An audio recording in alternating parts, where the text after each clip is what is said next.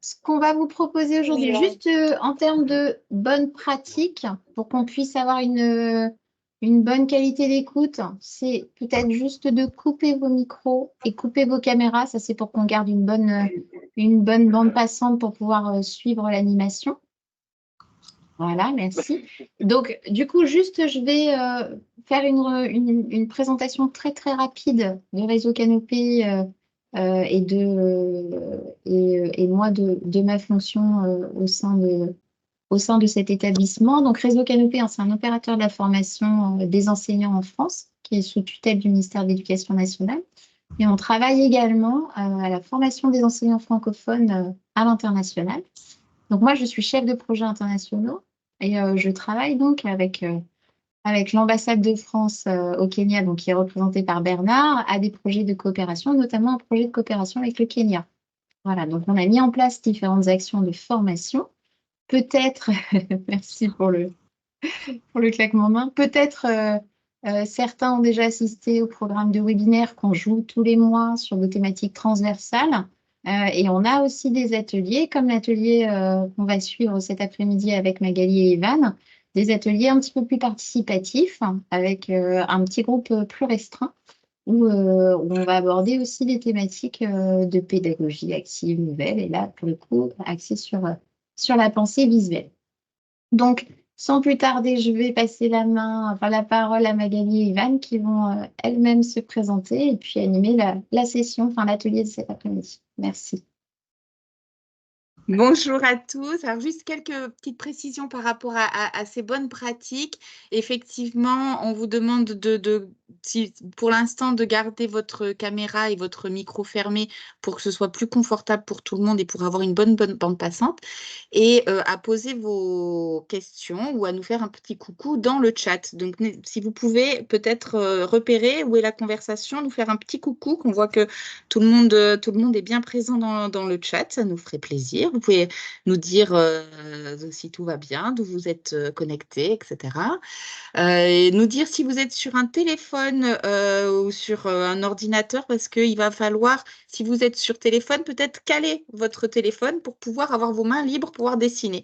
Et je vous invite tout de suite à vite aller chercher, si ce n'est pas déjà le cas, un feutre et un morceau de papier, et plusieurs feuilles de papier d'ailleurs, parce que vous allez en avoir besoin.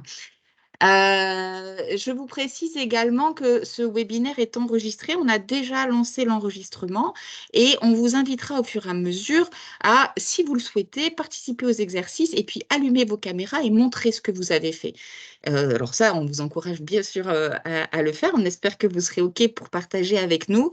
Sachez toutefois que pour le coup, dans l'enregistrement, on vous verra et on verra ce que vous avez fait. Cet enregistrement, il sera ensuite disponible sur votre plateforme avec le diaporama et ça vous permettra du coup de retrouver ce qu'on a fait. Puis ça permettra aux collègues qui n'ont pas pu être présents aujourd'hui de pouvoir suivre cet atelier.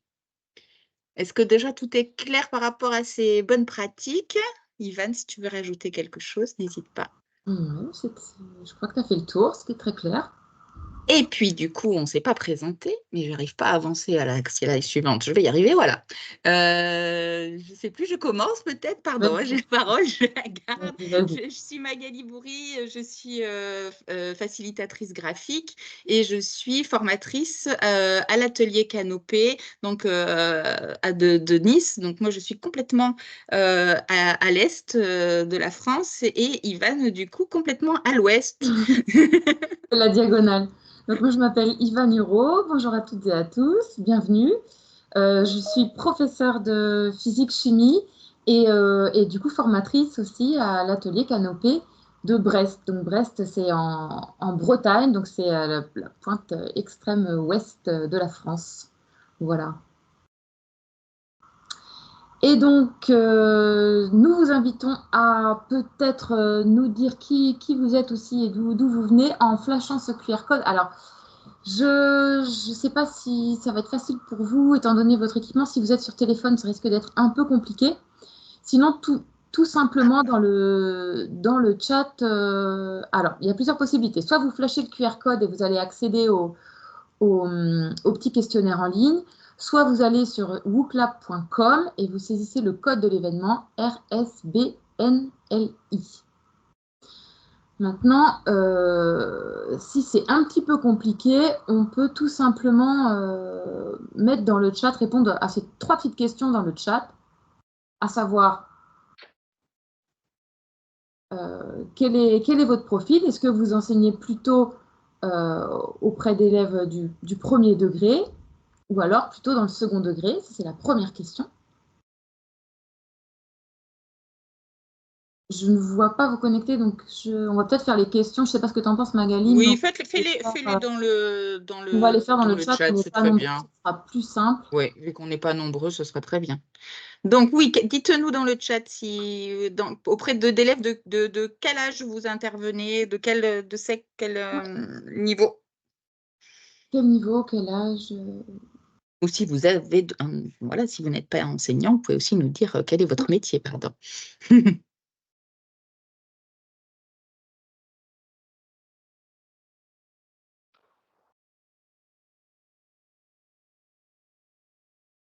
Ah, ça rédige. C'est bien. Bon, je vois que le chat est bien localisé, la conversation, donc ça, c'est super.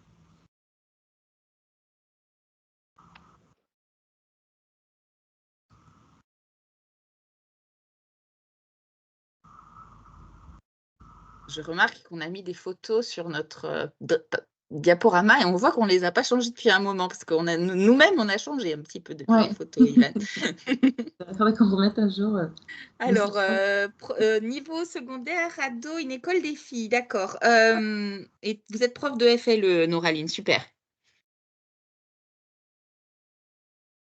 Et tant que vous y êtes, vous pouvez commencer aussi à répondre à la question suivante, c'est est-ce que vous avez déjà entendu parler du sketchnote? Est-ce que vous avez déjà sketchnoté?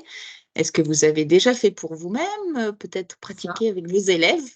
Voilà, si vous pouvez nous dire. Est-ce que vous avez déjà... Quelle est votre pratique du sketchnote pour l'instant? Et si je parle chinois, que le mot sketchnote ne vous parle même pas, vous pouvez aussi le dire. Hein. C'est ça.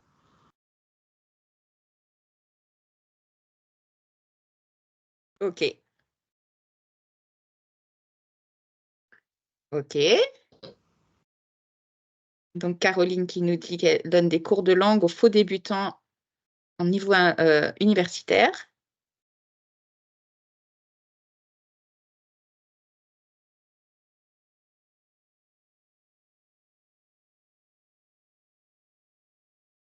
Et je crois que Massampo va nous répondre également. Ok, enseignant de français et d'histoire dans une école secondaire kenyane pour des filles. Parfait. Ok, ok. Et est-ce que vous avez déjà sketchnoté du coup? Ou est-ce que vous savez un petit peu de quoi on parle? Ou est-ce que c'est une totale découverte aujourd'hui?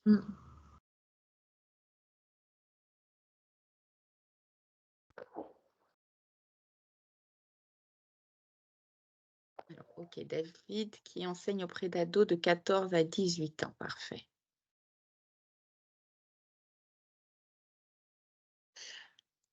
Alors, je vous propose, pendant que peut-être vous continuez à nous répondre, à commencer un petit peu à s'échauffer.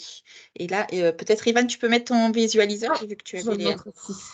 Alors, un petit exercice pour s'échauffer les crayons, puis qu'on va vous demander de dessiner, et ça va être très simple aujourd'hui, vous allez voir. On va commencer par dessiner 5 cercles. Donc, 5 cercles de taille moyenne, hein, peu importe, comme il y a sur l'écran. Et la consigne, c'est d'utiliser ces cercles pour nous dessiner soit un objet, soit un personnage, peu importe, quelque chose de très simple, mais avec ce qui utilise ce cercle. On pouvait en faire, même là on a dit 5, mais ça peut être 3, 4, 5. Hein.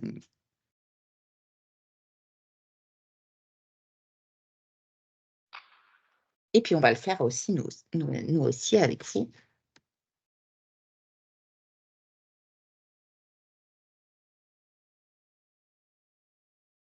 Ok, donc ne vous inquiétez pas si vous n'avez jamais entendu parler de Sketchnote. On est vraiment sur un niveau débutant aujourd'hui. On va faire pas à pas et on va parler effectivement de Sketchnote pour l'éducation aux médias, mais on va aussi faire une vraie initiation au Sketchnote pour vraiment partir de zéro. Donc, c'est tout à fait OK.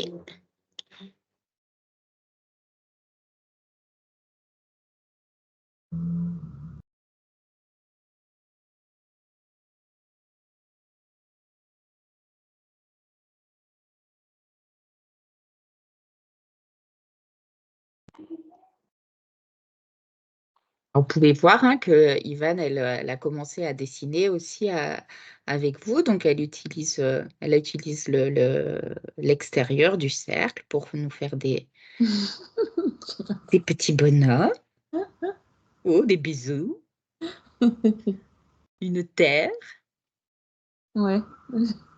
Et cette entrée en matière, elle est simplement pour vous montrer que aujourd'hui, on va vraiment être sur un niveau de dessin vraiment très simple, puis qu'on va utiliser que des formes de base. On les verra tout à l'heure, mais des cercles, des ronds, des carrés, des points, des lignes, vraiment le plus simple possible.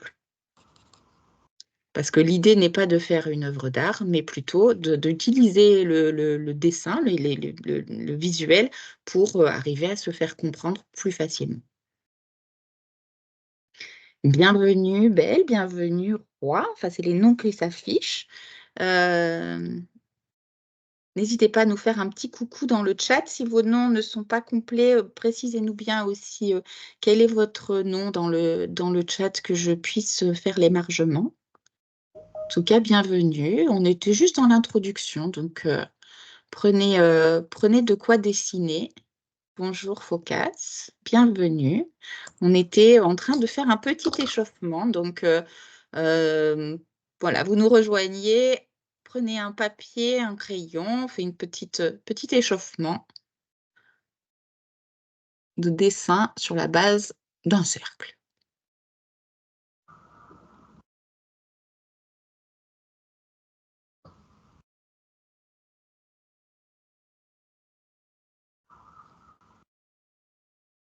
Alors, je vais couper juste le micro pour l'instant de Bravin qui vient de nous rejoindre.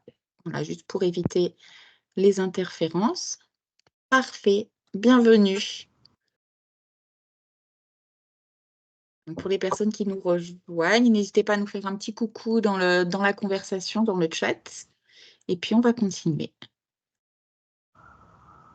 Est-ce que c'est bon pour tout le monde? Est-ce que vous avez réussi à dessiner des petites choses dans ce cercle-là pour vous échauffer? Est-ce que vous pouvez nous dire dans le chat d'ailleurs ce que vous avez, quelle idée vous avez eue? Ou est-ce que vous avez envie d'allumer votre caméra et puis de nous montrer?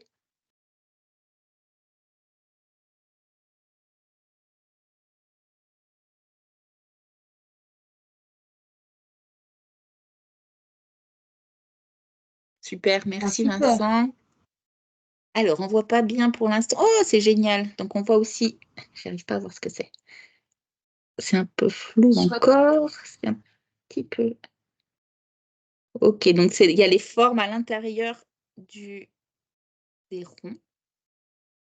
J'arrive pas à bien distinguer. Ah oui, un fruit, ouais. Génial. Ouais. Ah ouais. Le continent africain, un fruit, je crois. Un bateau, il me semble voir. Une forêt, des arbres pour Noraline Liliane. Top. Bon, c'était Ah, c'est génial. une petite entrée en la matière. Merci beaucoup de partager avec nous vos productions. Moi, j'ai fait une espèce de planète. Bon, on dirait que c'est la Terre, mais bon, c'est un peu aléatoire. Et puis, j'ai utilisé les cercles pour faire des petits emojis, voilà, des petites émotions, quoi. Alors, hop, continuons. Donc, je vais introduire un petit peu ce webinaire. Donc, on est aujourd'hui ensemble sur un webinaire qui s'appelle Sketchnoter pour l'éducation aux médias et à l'information.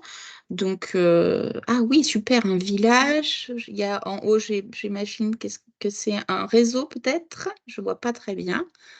Merci, Damien. Les arbres. Génial, merci. Donc, l'idée de ce webinaire, c'est que l'information, on est dans un monde où l'information, elle est vraiment omniprésente. On a vraiment des sources d'informations qui sont très diverses, plus ou moins fiables, des journaux, des magazines, la radio, la télé, Internet, etc. Et les élèves, ils peuvent être, déjà nous, notre cerveau, il peut être un petit peu bombardé d'informations, un peu saturé, mais nos élèves, ils peuvent aussi avoir du mal à se retrouver dans toute cette information. Un des enjeux d'ailleurs de l'éducation aux médias et à l'information, est-ce que c'est OK pour vous si je dis EMI pour éducation aux médias et à l'information?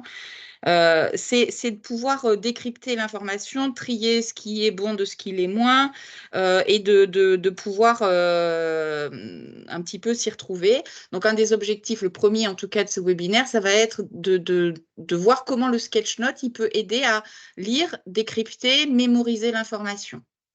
Le deuxième objectif, c'est de mettre en forme des informations de manière visuelle pour aider à mieux les comprendre et à mieux les transmettre. Et ça, je pense que ça va aussi vous intéresser dans toutes les matières que vous enseignez, pas seulement en éducation aux médias et à l'information, parce que effectivement, on est dans un métier où on transmet. On va aborder les choses en 4 parties. En premier lieu, je vais vous faire très rapidement un petit moment un peu théorique, qui explique ce que c'est la pensée visuelle et surtout comment ça fonctionne dans le cerveau. Qu'est-ce qui fait qu'en utilisant du dessin, bien sûr, ça va être agréable, mais ce n'est pas pour ça qu'on le fait. On le fait aussi surtout parce que ça va être très efficace avec les élèves. Ensuite, on passera à un moment vraiment très pratique où on va vous donner des bases pour arriver à dessiner, on va dire. C'est même pas dessiner, en général, on dit sketch-noter, désolé, c'est pour le mot anglais. Des choses vraiment très simples et utiliser ces dessins pour arriver à bien se faire comprendre. Donc là, on vous montrera des formes de base, des lettrages, la manière de faire des pictogrammes, de manière vraiment très, très simple et que vous allez pouvoir utiliser en classe avec les élèves. On rentrera dans une troisième partie vraiment dans le détail de ce qu'on peut faire en matière d'information, d'éducation aux médias et à l'information. Du coup, on verra des exemples d'activités qu'on peut faire avec les élèves pour cette EMI. Et puis, on gardera quelques minutes à la fin pour parler des outils qu'on va pouvoir utiliser pour faire tout ça. Est-ce que le programme vous convient déjà? Est-ce que le menu est OK? Je vois dans le chat que oui, Massambo avait aussi dessiné des Ouais, des visages. Super. Ouais. Alors, je n'ai pas d'objection pour l'instant, donc ça m'a l'air OK. On va passer déjà à la première partie. On dit souvent, moi je viens du monde de la communication, j'ai appris à l'école de com, de marketing, qu'une image vaut 1000 mots. On ne les a pas comptés. C'est une citation qui ne date pas d'hier parce qu'elle est attribuée à Confucius.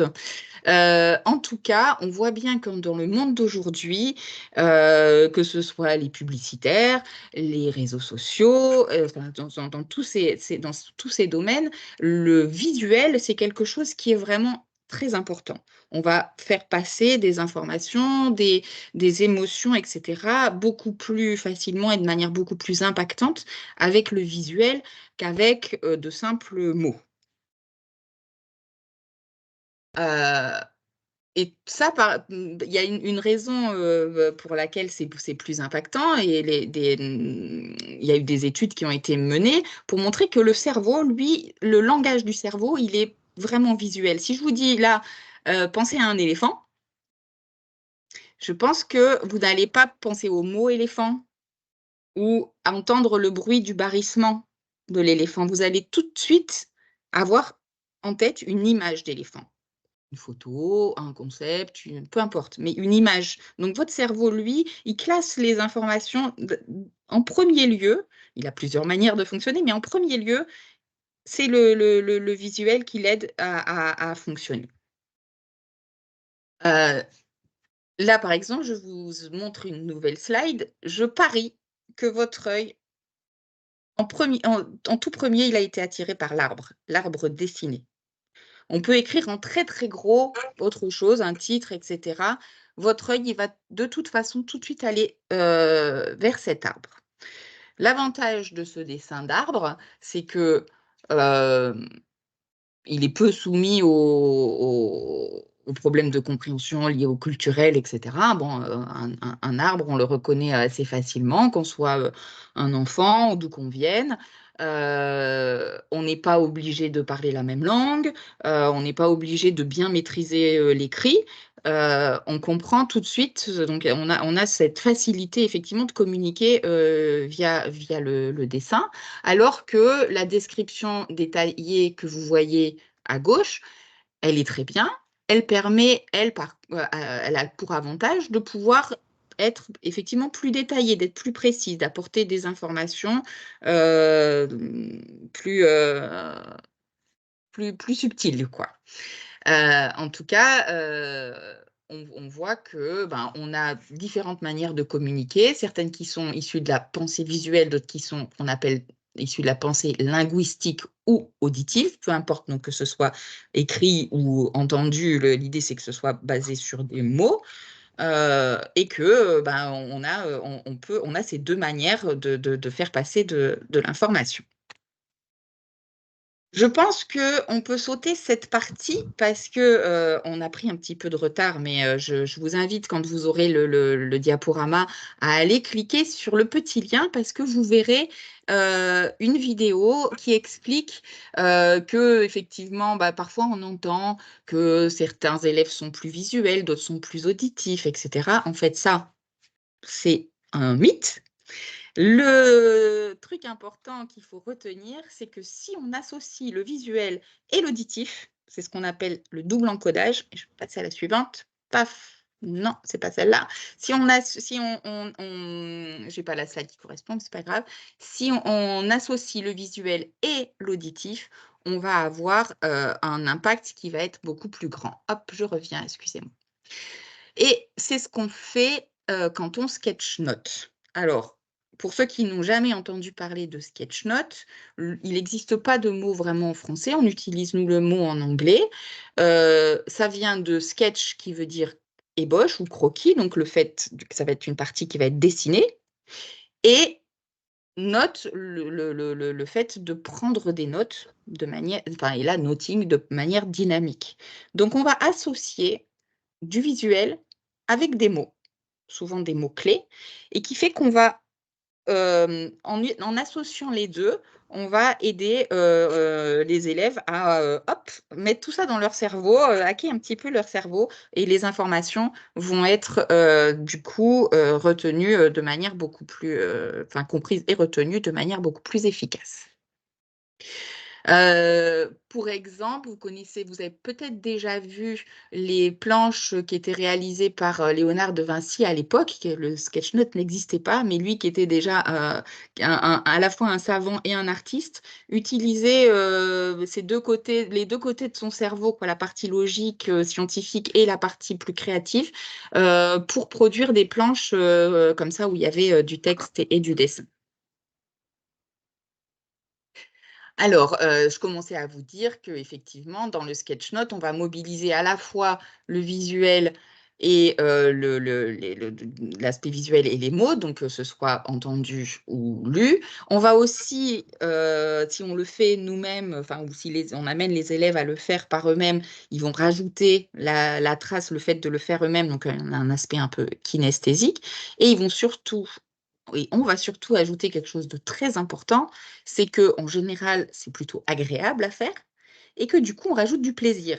Et le plaisir, c'est une émotion et que du coup, on va aller intégrer ça dans des couches du cerveau qui sont assez profondes et du coup, on va avoir un phénomène assez intéressant sur la mémorisation. Je passe aussi très vite là-dessus. Parmi juste ce que je n'ai pas dit, c'est que si on utilise en plus ça en classe, au moment où vous allez prendre votre feutre, aller au tableau et dessiner plutôt que d'écrire, vous allez capter l'attention.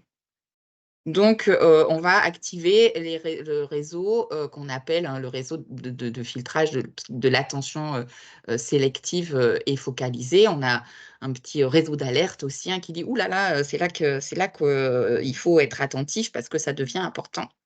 Quand on sketchnote soi-même, on sollicite quelque chose qu'on appelle l'attention soutenue. Donc, on ne peut pas sketchnoter si on ne se concentre pas, c'est pas possible, si on n'écoute pas. Donc, on va bah, voilà, pas forcément avoir besoin de reprendre, de réapprendre son cours après, mais parce que une fois qu'on l'a sketchnoté, on va s'en souvenir de manière très naturelle. Et puis, donc tout le reste, je l'ai déjà dit. Et simplement, bah, au moment où on a un petit peu mis toutes ces informations dans notre cerveau, au moment où on va pouvoir, où on va aller, vouloir se rappeler par exemple, d'une leçon qui a été sketch-notée, et ben, on va peut-être se rappeler d'un indice visuel, peut-être on va se rappeler d'un indice auditif, peut-être on va se rappeler d'autres choses, mais avec tous ces petits indices, on va démêler ensuite les chevaux et on va pouvoir retrouver l'intégralité de l'information. Hop. Mais je parle beaucoup et je Ouais. ne vous ai pas montré de sketchnote. Donc vous devez vous demander, mais qu'est-ce que c'est pour ceux qui n'en ont jamais vu? Alors on va faire un petit jeu. Je laisse la parole du coup à Ivan. Ouais, si tu veux, je partage mon écran, ok? Et Ok. comme ça, Alors, attends. Normalement, là, c'est bon. Vous devez voir mon écran. Ouais. Donc, je vous propose on vous propose un petit jeu pour essayer de. On va vous montrer plusieurs exemples et il va falloir essayer de déceler est-ce qu'il s'agit d'une sketch note ou non, d'après vous, d'après tout ce qu'a dit Magali. Et puis de toute façon, c'est pas grave si on se trompe, peu importe. L'important, c'est d'essayer de dégager, à travers la dizaine d'exemples qu'on va vous montrer, les caractéristiques, ce qui constitue un sketch note. Donc pour voter oui ou non, ce que je vous propose de faire, c'est dans Teams, je ne sais pas si vous voyez, mais en haut, il y a une petite icône réagir avec un petit smiley. Et quand vous cliquez dessus, vous pouvez soit mettre un pouce en l'air. Voilà, donc ça voudra dire oui, c'est une planche de sketchnote. Donc on va dire pouce en l'air pour dire oui. Voilà, je le fais là. Normalement, il doit apparaître à votre écran. Voilà, pouce en l'air. Soit on va dire l'emoji qui est tout à droite, surpris pour dire non.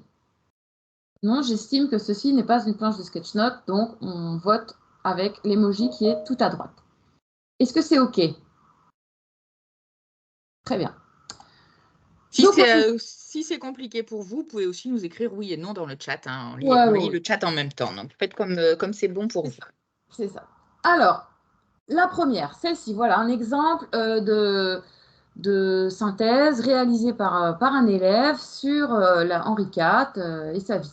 Alors, d'après vous, est-ce que ça relève du sketchnote ou pas? Je vous laisse un petit peu de temps pour réagir.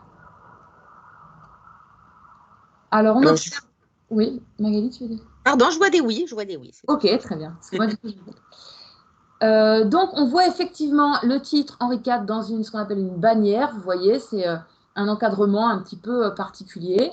On voit des écritures à la main, manuscrites, des dessins quand même assez détaillés, mais pas trop de couleurs, seulement 3 couleurs, du noir, du bleu, du orange, un petit peu de gris aussi. C'est bien un sketch-note, une planche de sketch-note. C'est bien ça, effectivement. Alors, je vous propose un autre exemple. D'après vous, cette synthèse-là, est-ce qu'il s'agit d'une sketch-note ou pas?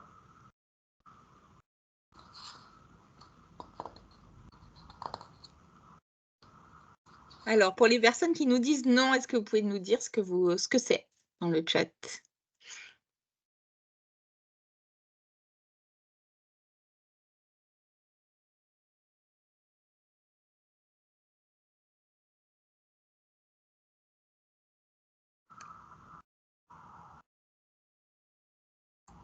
Alors, effectivement, il ne s'agit pas d'une sketch note, mais d'une carte mentale ou mind map en anglais.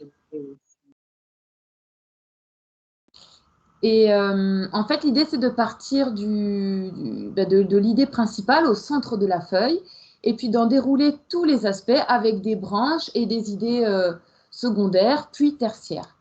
Une sorte de brainstorming tout à fait Noraline Liliane, mais organisé en arborescence, comme ça, avec une structure un peu irradiante. L'idée principale au milieu, ensuite des branches qui vont vers les extérieurs avec les idées secondaires, et ensuite des branches encore, etc.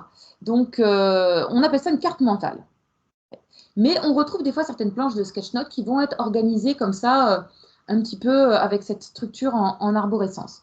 Mais ici, en plus, il n'y a pas de dessin. Toutes les petites illustrations sont numériques. Donc, on va dire que ce n'est pas une planche de sketch note. Exemple suivant, qu'en pensez-vous? Les articles en français, 3 types d'articles. Défini, indéfini, partitif. Oui, non.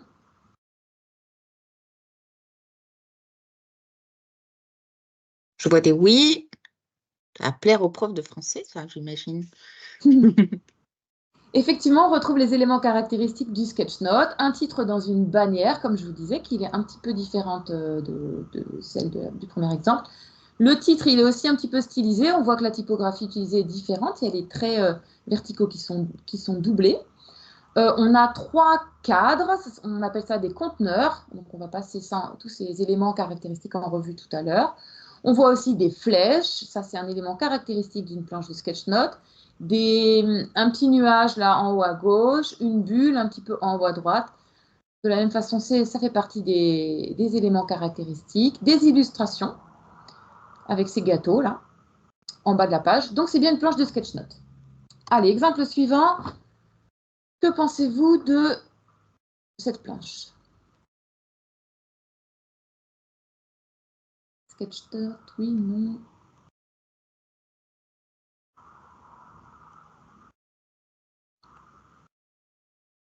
Ah, c'est plus difficile, hein.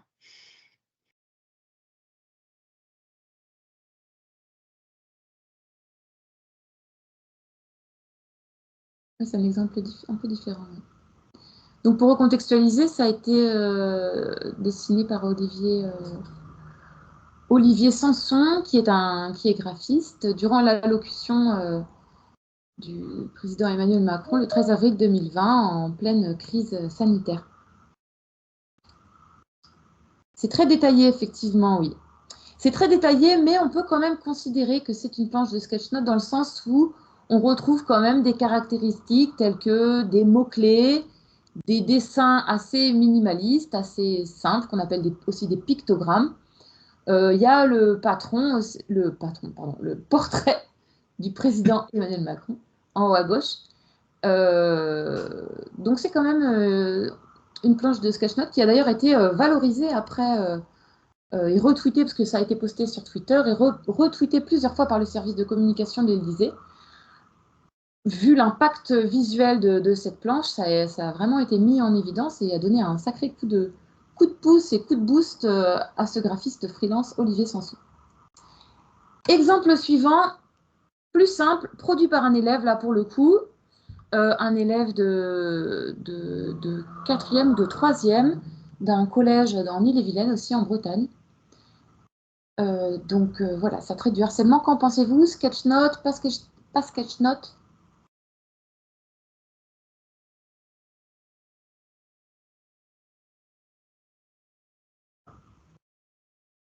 Alors, on peut noter effectivement que tout à l'heure, c'était un graphiste professionnel qui faisait du sketch note, mais que là, on n'est pas obligé d'être graphiste professionnel.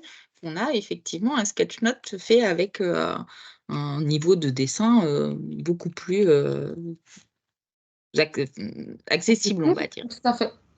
Donc effectivement, là, des élèves peuvent s'emparer de la technique et produire des résultats, des choses tout à fait impactantes visuellement et synthétiques. Donc là, on voit bien sur cette planche de sketch note un titre au centre avec un effet un peu de typo aussi doublé. Des thèmes secondaires, le harcèlement, c'est quoi? Plusieurs types, les personnages, en parler. Voilà, avec des petits personnages voilà, relativement accessibles à faire dans le dessin, des petits pictogrammes, des flèches pour orienter la lecture. C'est bien une planche de sketch note. Encore un petit exemple, aussi réalisé par des élèves de ce même collège là. On a à nouveau effectivement une planche de sketch note sur les réseaux sociaux avec des mots-clés, des petits dessins, des pictogrammes, des flèches, des cadres pour un petit peu organiser la page. Alors cet exemple-là, il est un petit peu différent.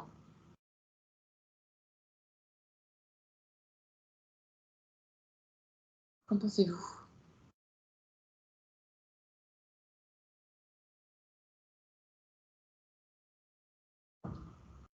Donc là, comme les deux exemples précédents, tout a été fait à la main, et puis ensuite on a fait une photo de ce travail. Donc c'est quelque chose qui synthétise tout un thème en 5e en physique-chimie. Donc c'est plusieurs chapitres condensés juste en une feuille A4 là, avec les mots-clés et beaucoup d'illustrations. On peut considérer que c'est une planche de sketch note. On a le thème au centre et on a un peu une arborescence comme une carte mentale hein, qui part du centre et puis qui s'étale après de façon irradiante comme ça, radiale. On peut considérer que c'est une planche de sketch note. Et je précise quand même, parce qu'elle est modeste, que ce n'est pas un élève qui a réalisé, mais une professeure que vous avez devant vous. Ouais, ça fait très longtemps. Et effectivement, c'était pour distribuer aux élèves et ils étaient très contents d'avoir un support un petit peu différent comme ça, en guise de fiche de révision pour réviser leur cours. Alors, et cet exemple-là, là, on est sur autre chose. Sketch note d'après vous ou pas?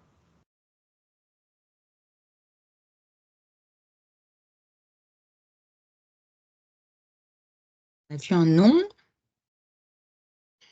Tout à fait. Ce n'est pas un sketch note ou une sketch note, je ne sais jamais trop si on dit un ou une comme c'est anglais, mais bon, bref. C'est une infographie. En fait, il y a des points communs avec le sketch note. On voit du texte, des illustrations et différents niveaux de lecture, une certaine organisation de la page.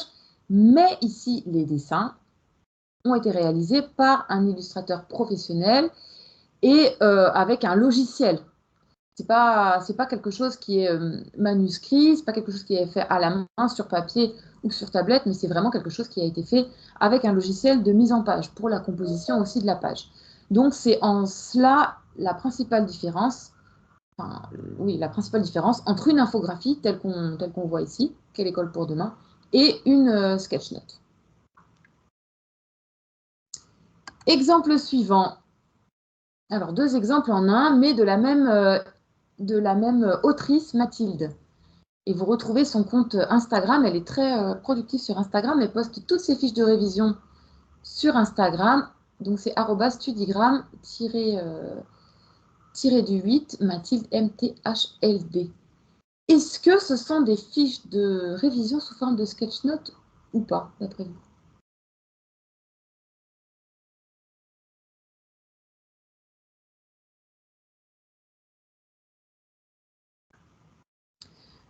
Donc oui, ce sont... Alors, je vois pas moi les réactions trop. On a eu un oui. Ah oui, donc je vais rebondir là-dessus. Ce sont bien des fiches de révision sous forme de sketch note. Donc Mathilde publie ses fiches de révision de la troisième, donc, qui couvrent le programme de la troisième à la terminale. Et donc elle a connu un fort succès grâce à l'impact visuel de ces petites fiches de révision là, qui sont faites sur des petits formats, hein, Bristol, et ensuite photographiées et postées. Donc on voit bien qu'on a un titre mis en évidence avec une typo bien particulière, typographie, hein, une police de style si vous voulez. On a différents niveaux de lecture, des petites illustrations, et puis des mots-clés, quelques formules mathématiques. C'est vraiment très épuré. Et peut-être plus loin dans l'atelier, on aura le temps peut-être on verra, de s'appuyer sur un de ces tutos pour travailler une police d'écriture. On verra. Cet exemple-là, Science Doodles, est-ce une planche de sketch note ou pas?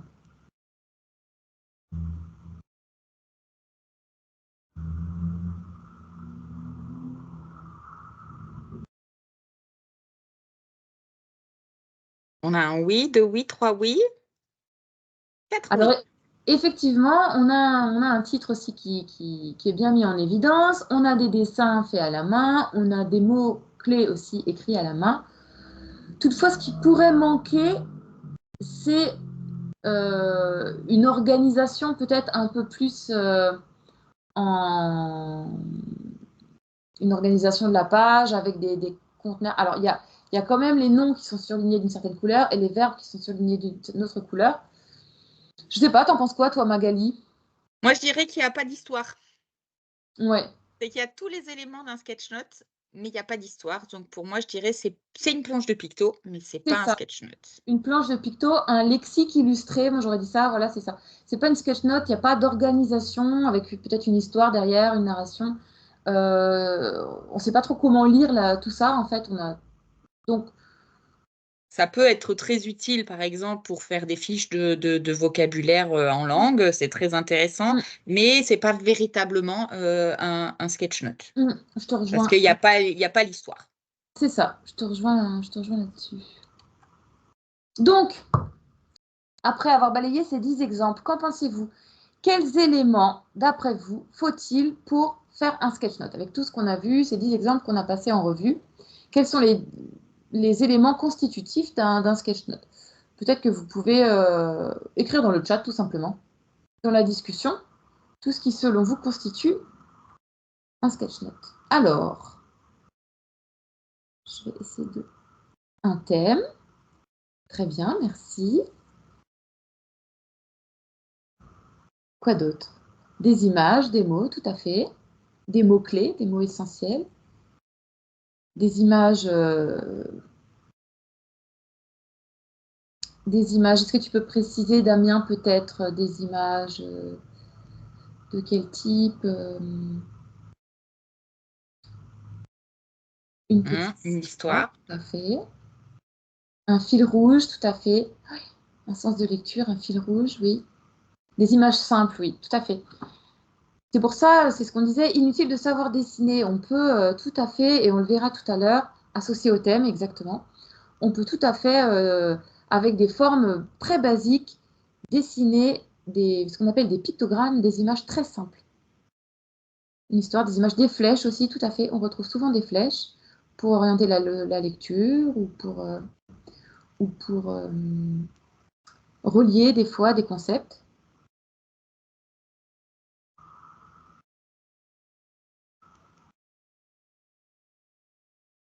Une idée générale, un thème, très bien. Est-ce que vous avez d'autres idées?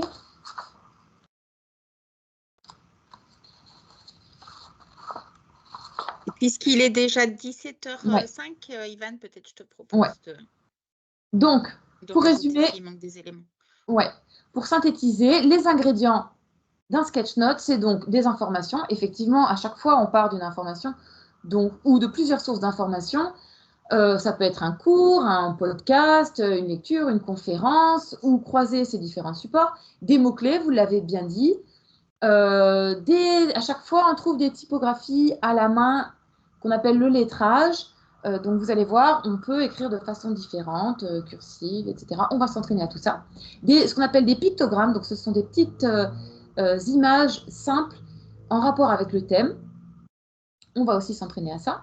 Des organisations de pages qui peuvent être très variées, donc radiales, un petit peu comme les cartes mentales, ou alors avec un sens de lecture différent, en colonne, en case, en bulle. On a vu plein d'exemples différents. On retrouve des personnages aussi. On retrouve des bannières, des cadres, des flèches, aussi des fois des traits pour séparer. On va plutôt appeler ça des séparateurs du coup. Parfois, on utilise la couleur pour faire des ombrages ou mettre en évidence certains éléments des dessins ou du texte. Et puis, bien sûr, ingrédient très important d'un bon sketch note, c'est du plaisir, prendre du plaisir à le réaliser parce que, comme le disait Magali, ça me permet de reboucler sur ce qui a été dit tout à l'heure, l'émotion a une part importante aussi dans le processus de mémorisation. Donc, prendre du plaisir à réaliser une planche de sketch note, ça va aussi favoriser le processus de mémorisation. Et évidemment, pour être de plus en plus à l'aise avec cette pratique, avec cet outil, il faut pratiquer. Donc, on embraye. Là, on va aller un petit peu plus sur de la pratique, justement. Alors, je vais mettre peut-être ma caméra, mon visualiseur en route. Voilà, normalement, c'est bon. Donc, normalement, vous devez voir à la place de la caméra d'Ivan, vous voyez ce qu'elle va dessiner. Oui, ma main. Voilà. Donc, ne vous inquiétez pas, on sait tous dessiner. Vous voyez là un petit dessin réalisé par un enfant. On sait tous faire des petits bonhommes comme ça, on n'en demande pas plus. Voilà. C'est juste l'idée, c'est de capturer les grandes idées, de les synthétiser sur une feuille de papier, de les associer entre elles, de les illustrer avec des dessins, enfin des petits pictogrammes. Ce n'est absolument pas de l'art. Vous voyez, un chien mal dessiné, un chien bien dessiné. Dans les deux cas, on a reconnu un chien, il n'y a pas de problème.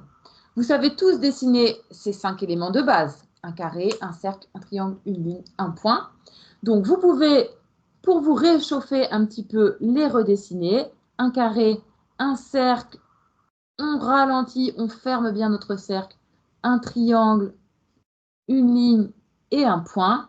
On sait tous dessiner ces éléments de base. Donc, normalement, vous serez tous capables de sketchnoter des pictogrammes et illustrer vos planches de sketchnote avec des pictogrammes tels que ceci.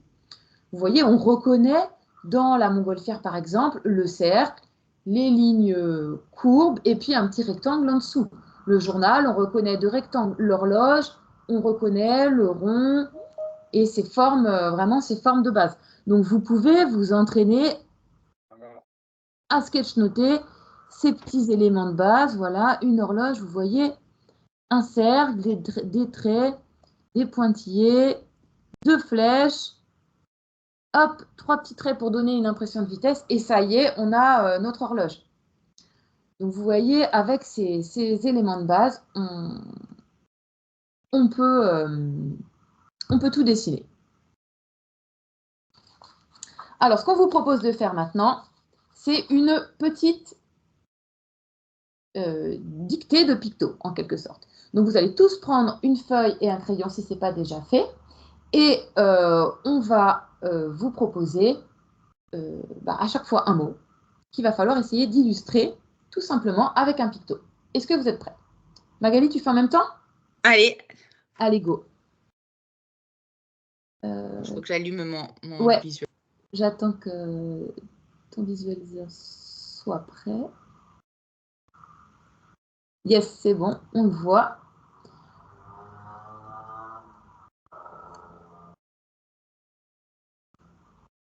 Ah mince, j'arrive pas à remettre sur... Tu veux que je donne les mots? C'est bon, j'ai retrouvé, normalement c'est bon. Donc c'est parti. Allez, journal, c'est parti. Quelques secondes. Essayez de penser, visualiser un journal dans votre tête. À quoi ça ressemble un journal? Bon, bah voilà, un journal ouvert, fermé, à vous de voir. C'est noir et blanc. Il y a du texte, il y a des images. Pensez bien, forme de base, hein, carré, ligne, rond, et c'est tout. Le Voilà. plus simple possible. Vous essayez de le visualiser, le journal, dans votre tête, et puis ensuite de le décomposer en forme de base. Tablette. Alors, une tablette, à quoi ça ressemble? Comment je peux décomposer cela en... Tout simplement avec des formes basiques. Voilà. Donc, deux rectangles imbriqués l'un dans l'autre. Et puis, le petit bouton, là, qu'on retrouve sur les tablettes, ça permet tout simplement de reconnaître une tablette. Radio.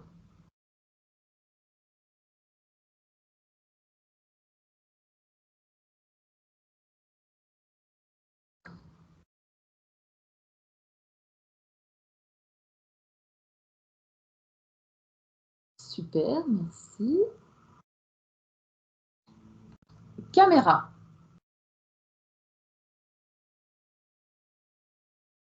Alors, moi,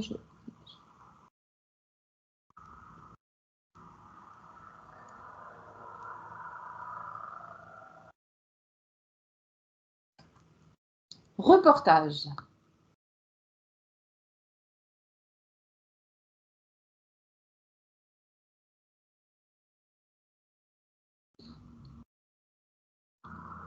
Donc, vous voyez, on a vraiment choisi du vocabulaire dans le champ lexical de l'éducation aux médias et à l'information. Hein. Et moi, je tiens à préciser que du coup, je fais rien parce que je pense que j'ai dessiné caméra, donc ça peut être le même mot, le même visuel pour caméra et reportage. Micro. On a dit qu'on faisait le plus simple possible. Hein. Ouais, le plus simple. Et puis, comme on l'a dit plusieurs fois, à force de pratiquer, il y a des automatismes qui viennent. C'est-à-dire que vous pouvez avoir l'impression que nous, vraiment, on va vite pour dessiner ces objets-là. Mais en fait, à force de faire, on se rend compte on utilise toujours un petit peu le même vocabulaire et du coup, on réutilise toujours un petit peu les mêmes pictos. Donc, à force de faire, ça devient vraiment automatique. Interview. Donc, moi, j'ai fait reportage et interview. Je trouve que c'est un peu la même chose. J'ai envie d'utiliser le même picto. En fait,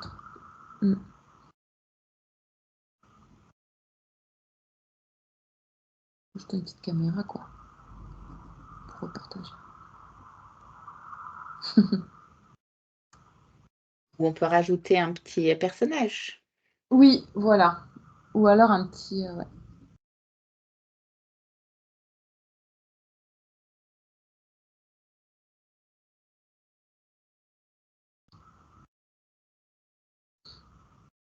Alors, monde.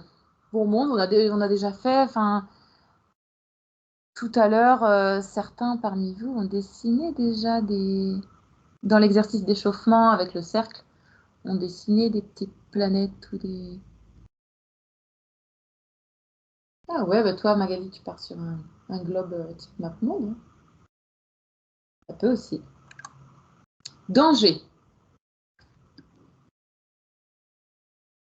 Alors ça, c'est pas mal. C'est vrai que c'est assez pratique de reprendre tout ce qui est panneau de circulation pour un petit peu illustrer les planches de sketch-notes, le danger, le feu, le feu rouge. Ouais, c'est pas mal. Les sens de circulation, etc. C'est pas mal. Problématique. Alors là, on est sur des concepts un petit peu plus abstraits. Donc, il faut essayer de raccrocher ce concept un peu abstrait à une image.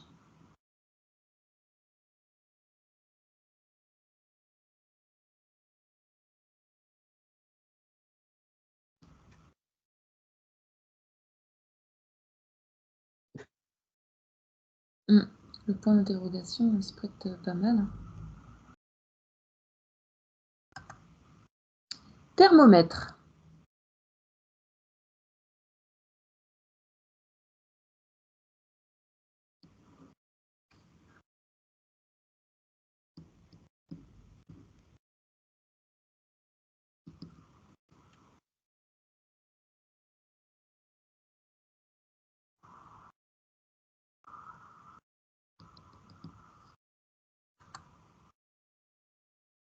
Et enfin, réchauffement climatique. Donc là, on est... L'idée, c'est que vous vous rendiez compte aussi que des fois, vous pouvez combiner des pictogrammes pour illustrer un nouveau concept. C'est-à-dire que là, en combinant, par exemple, monde... Je ne vais pas trop spoiler, parce que peut-être ce que va faire Magali. Ah, c'est ça. Mais en fait, en combinant, par exemple, monde et thermomètre... J'essaye. Ah, c'est rigolo. Vous pouvez tout à fait illustrer le réchauffement climatique. Ou alors, vous pouvez rajouter sur votre planète... Ah, c'est pas mon crayon. Bon, c'est le crayon qui fonctionne, mais vous pouvez rajouter des flammes sur votre planète pour montrer qu'elle... Pour montrer, et puis éventuellement le panneau danger pour montrer, voilà, cet enjeu sociétal du moment qui est la crise climatique et le réchauffement associé. C'est pas mal, Magali. Est-ce que vous voulez nous montrer un petit peu ce que vous avez fait? On va le passer et puis on vous invite à nous partager vos productions si vous voulez. Vous pouvez aussi, si vous pouvez les photographier et les envoyer dans le chat, ça, ce ne sera pas visible dans la vidéo, donc n'hésitez pas. On enchaîne pendant peut-être que... Ouais, on continue. On Je te laisse continue les continuer exercices. peut-être à passer le diaporama, ça fonctionne bien comme ça. Qu'est-ce que tu... j'ai pas compris. Si tu veux garder la main sur le diaporama, tu peux. Ok. Donc, on va continuer à s'entraîner. On continue à 2 caméras aussi, comme ça, c'est bien. Ça fait deux écrans. Donc, vous pouvez continuer avec nous. Là, ce qu'on vous propose, c'est de travailler un petit peu, s'entraîner ce qu'on appelle le lettrage. Donc, en fait, c'est important en sketchnoting d'utiliser différents niveaux de lettrage. Et puis, à force de s'entraîner, on adopte vite 3 niveaux de lettrage. On en conseille 3. Un pour le titre principal, un deuxième niveau pour les sous-titres, et puis un troisième niveau pour le corps de texte. Donc, pour les titres, vous voyez, c'est important d'avoir un titre ou un thème qui ressort bien. Donc, on peut le mettre en évidence avec un encadré, une bannière, mais on peut aussi le mettre en évidence avec le lettrage, avec la typographie qu'on va choisir. Donc, on peut par exemple faire un titre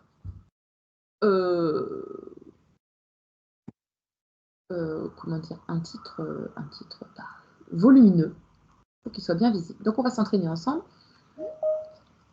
Vous pouvez par exemple, votre titre, moi, quand on n'a pas trop l'habitude, on peut d'abord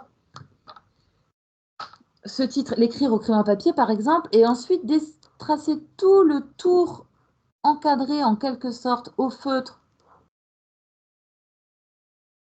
nos lettres qu'on a dessinées avec notre façon habituelle d'écrire en majuscule, et on encadre et ça donne tout de suite un effet de volume. J'espère que vous voyez suffisamment. Magali.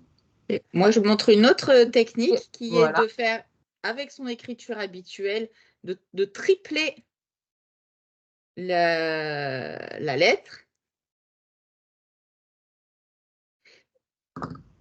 Une autre technique, ça peut être de écrire avec quelque chose de très épais, le titre par exemple un fluo, vous voyez.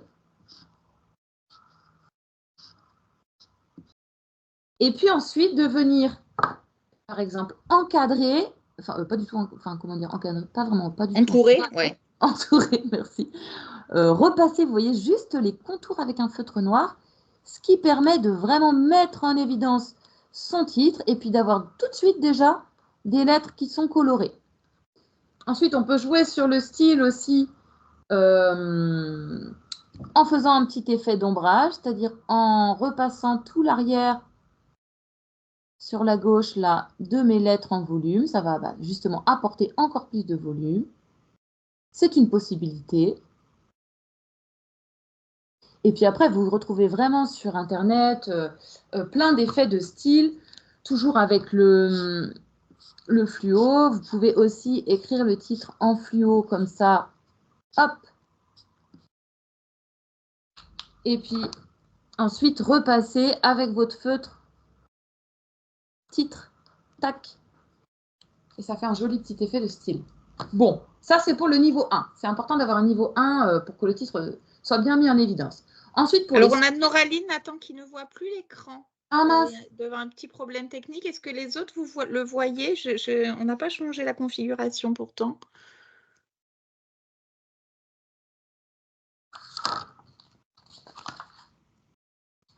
Est-ce que vous avez changé quelque chose, Noraline, de votre côté?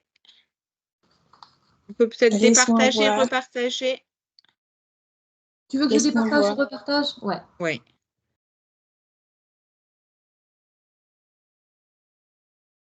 Alors, attends, arrêtez le partage, je départage, je repartage.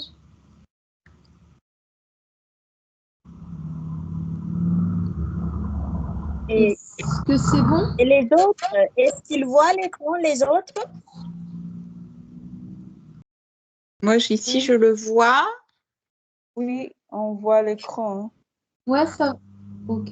Ah, il y a une photo super qui a été postée des pictos, c'est chouette. J'avais pas vu. Ouais, c'est super. Ouais. Merci pour vos participations, ça fait toujours plaisir. Noraline, c'est l'écran du diaporama que vous ne voyez pas ou le dessin de la caméra d'Ivan?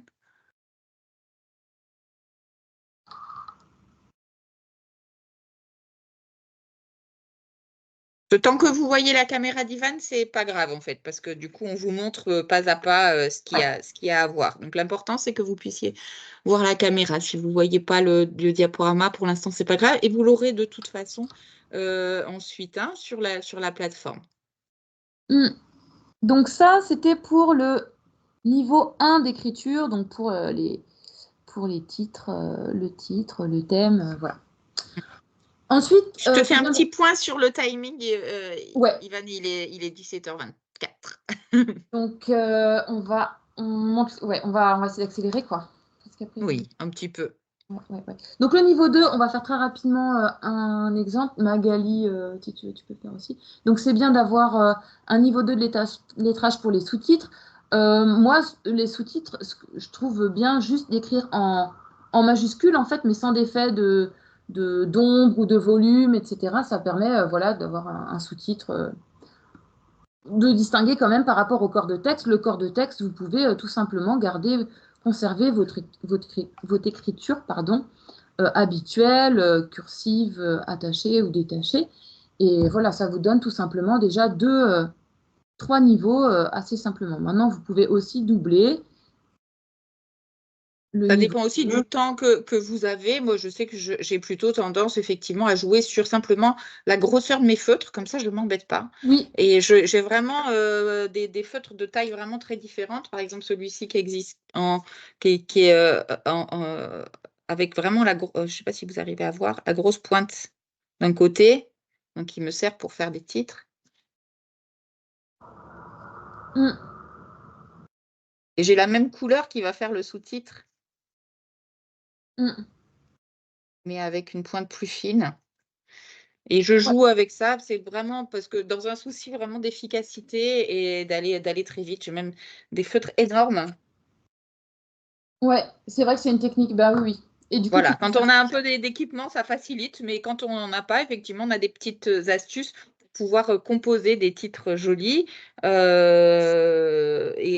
très percutants, très visibles avec un seul crayon. Hein, ça fonctionne aussi, bien sûr. Mais l'important, c'est de bien respecter plusieurs niveaux, les différents niveaux d'information et d'avoir comme ça les informations qui sont les plus importantes vraiment beaucoup plus visibles que les autres. Voilà, donc ce que vous voyez du coup là, la slide à l'écran, ça reprend un petit peu tout ce qu'on a dit. C'est bien d'adopter 3 niveaux, un pour les titres, les sous-titres et le texte. Et puis ensuite, vous embêtez pas, vous conservez pour le texte votre écriture habituelle. Vous pouvez aussi jouer sur la taille des crayons. Et puis après, vous pouvez aussi rajouter des petits effets de mouvement, en rajoutant des petits traits, etc.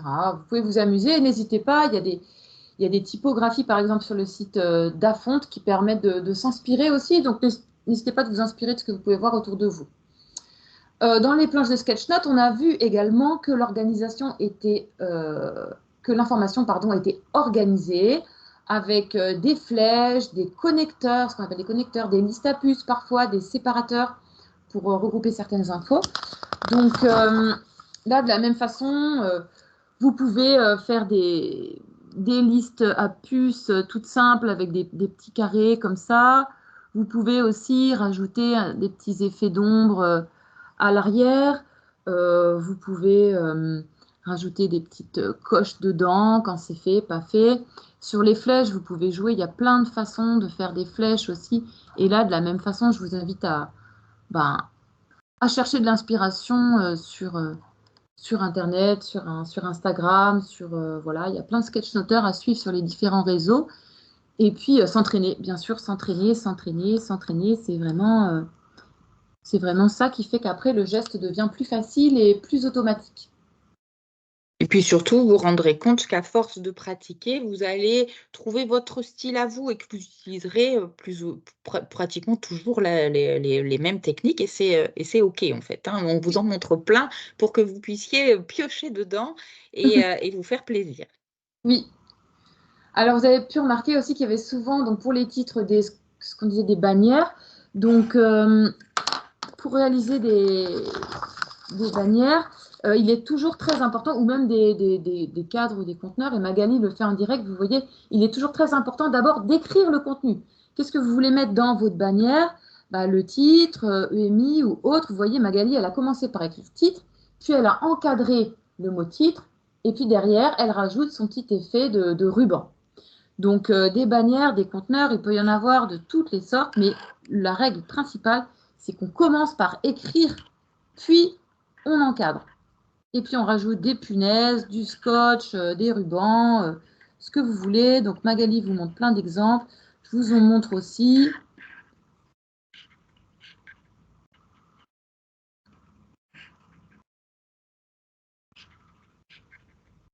Et toujours avec des choses extrêmement simples, des formes de base et sans avoir besoin vraiment de savoir dessiner, hein. On est toujours sur, voilà, par exemple, un carré avec des petites pointes sur les côtés. Le carré est sinon coupé sur le côté pour faire une sorte de post-it. On reste sur quelque chose de très accessible, hein. Et puis, vous choisissez, en fonction de ce que vous sentez de faire ou pas, choisissez le niveau de difficulté, il n'y a aucun problème. Ça peut être simplement le titre encadré, mais avec un cadre un peu plus,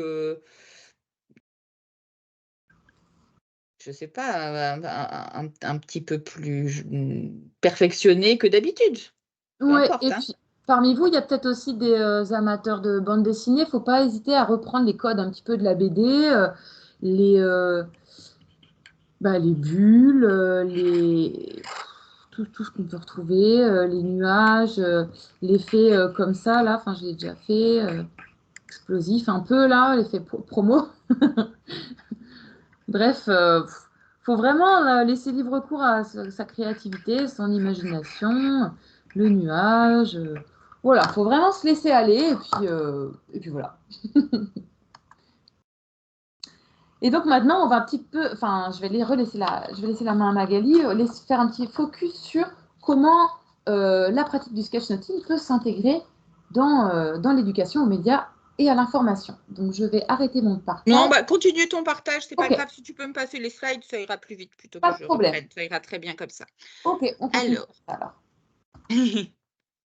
Donc là, on vous a montré quelques éléments. Là, c'est par exemple, quand on fait de l'éducation aux médias et à l'information avec les élèves, on peut utiliser le sketchnote pour nous leur expliquer des choses, leur faire passer des contenus. Là, par exemple, c'est une planche qui a été réalisée par un collègue pour expliquer un petit peu les conventions de l'écriture journalistique. Donc, il le présente sous cette forme-là et ça va permettre de l'expliquer et d'illustrer un peu mieux sa leçon. On peut passer à la suivante si tu veux. Ah non, je suis désolée. J'ai Le... perdu la main. Attends. Ah, peut-être C'est je bon, peux c'est la bon, refaire en c'est même bon. temps. J'ai retrouvé la fenêtre. Une autre chose qu'on voit beaucoup quand on aborde l'information avec les élèves, c'est cette matrice. Alors, vous la connaissez peut-être au format anglais, les 5 W, donc le why, who, what, where, when. Vous la connaissez, nous, en français, on dit, parce que ça amuse les élèves aussi, en 7 points, le CQQ, COQP. Mais peu importe, hein, on peut utiliser différentes sortes de différentes matrices, mais on peut donc voilà, utiliser une planche un petit peu comme ça pour leur expliquer ce qu'on attend, effectivement, comment on va répartir les différentes informations sur les différents W. Et puis, je vais tout de suite vous proposer un exemple d'activité qui est possible de faire avec les élèves pour justement utiliser le sketchnote et ce qui va nous permettre de trier un petit peu l'information d'un article. Donc, on va vous montrer un article sur l'hélicoptère. Si tu peux passer à la slide suivante. Ah non, je vous montre. Oui, tu peux d'abord montrer la matrice. Oui, on va déjà reproduire ensemble la matrice. Ouais. Donc, basé sur ce que je vous disais tout à l'heure, on va construire, alors au centre, un petit ovale dans lequel on va pouvoir mettre le titre de l'article. Moi, j'ai triché, je l'ai imprimé. Donc ici, un espace pour le titre de l'article et autour, 6 cases. Alors bon, j'ai choisi entre les 5 W et les 7 points en français. On a fait un mix. Donc une case pour les informations liées à qui, de qui on parle, une case avec le quoi. Donc, vous pouvez reproduire vite fait sur une feuille ces 6 cases. Donc, le qui, le quoi, le où, toutes les informations liées au lieu, le quand, donc toutes les informations liées au timing, le comment, on a choisi de ne pas mettre le combien, mais plutôt le comment, et le pourquoi. Et donc, je vous laisse, donc vous pouvez, n'êtes pas obligé de reproduire pour l'instant les pictogrammes associés. Vous pouvez juste écrire qui, quoi, où, quand, comment, pourquoi. Mais cette matrice-là, vous l'aurez et vous pourrez l'utiliser et l'imprimer comme je l'ai fait pour ne pas avoir à la redessiner à chaque fois. Donc, l'exercice, lui, vous me faites un petit signe quand vous avez réussi à reproduire déjà au moins juste les cases. L'exercice va consister, on va vous montrer et vous lire un article qui est assez court, mais qu'on ne lira qu'une seule fois. Et vous allez devoir, à l'intérieur des cases, donc soit écrire les informations, et soit, dans l'idéal, si vous vous sentez de vous lâcher dès la première fois, directement de dessiner. Alors, on est sur le même niveau de dessin que tout à l'heure, forme simple, le plus simple possible, allez au plus vite, hein, peu importe. Et je le ferai en même temps que vous. Donc, peut-être, est-ce que, Yvan, tu veux bien lire l'article? Ça sera peut-être plus facile pour les collègues qui sont sur téléphone, parce que ça va être écrit un petit peu petit. Et puis, dès que vous êtes prêt, Yvan va pouvoir commencer à lire. Et moi, je vais dessiner au fur et à mesure. Et faites-le avec nous si c'est OK pour vous. Donc, j'ai mis l'article là. Je l'ai affiché aussi. Donc, ceux qui sont sur ordinateur pourront s'appuyer dessus pour faire leur petite planche de sketchnote. Alors, l'hélicoptère Ingenuity s'apprête à voler sur Mars. Accroché au ventre du rover Perseverance, le petit hélicoptère Ingenuity est arrivé lui aussi le 18 février sur Mars. L'engin à fine pale s'apprête à se déployer pour sa mission prévue par la NASA le 8 avril. En cas de réussite, il sera le premier engin à engager un vol motorisé et contrôlé sur une autre planète. La Pas performance... doucement quand même, Yvan, t'es à fond là. Ok, je ralentis.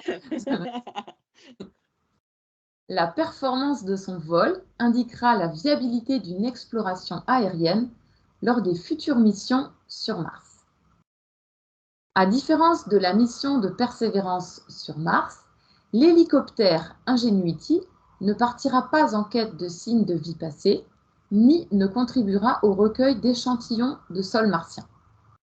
La mission d'Ingenuity repose sur une expérience et une démonstration technologique, un test, destiné à évaluer la possibilité d'envoyer des flottes d'hélicoptères sur la planète rouge dans le futur. Les hélicoptères pourront alors s'aventurer là où les terrains sont complexes à escalader ou à haut risque pour les rovers. Laurie Glass, directeur du Planetary Science Division de la NASA, a déclaré « Nommer pertinemment Ingenuity est une démonstration technologique qui vise à en faire le premier vol propulsé sur un autre monde.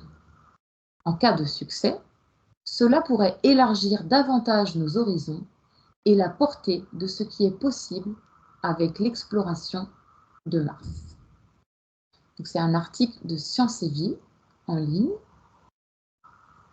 qui date un petit peu, mais qui est rigolo et qui traite de l'arrivée du petit hélicoptère Ingenuity sur Mars.